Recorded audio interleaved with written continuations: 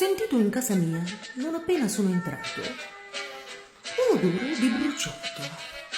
Ho pensato, ma che sarà? Nella camera da letto trovo un pago lunnetto, un mozzone sigarette, un mozzone. E come mai? A mia moglie ho domandato, donna Rosa, casa fumato. Lei tremante mi ha guardato ed è svenuta là per là. Rea confessa,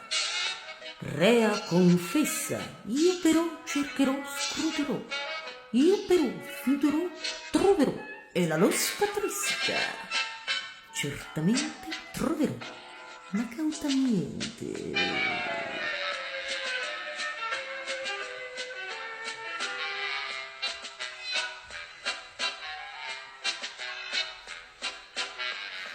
Nella camera da bagno ho trovato un bombiere. Scusate, per piacere, ma voi che fate dentro qua? Mi ha chiamato dal balcone vostra moglie, donna Rosa.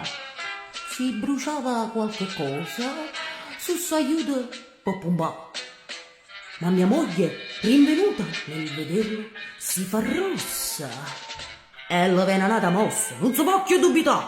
Rea, confessa.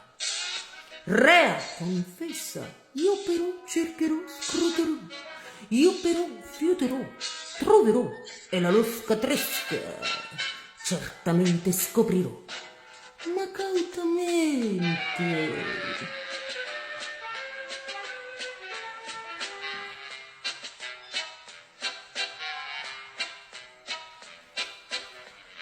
Ma cascifero barcone trovo un uomo accovacciato. Mio signor viva mannato. Ma voi che fate fuori qua?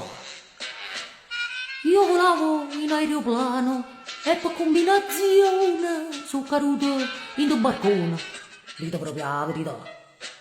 Ma mia moglie sopravviene, caccia un urlo di spavento. E a potersi svenimento, la più nera infedeltà. Rea, confessa.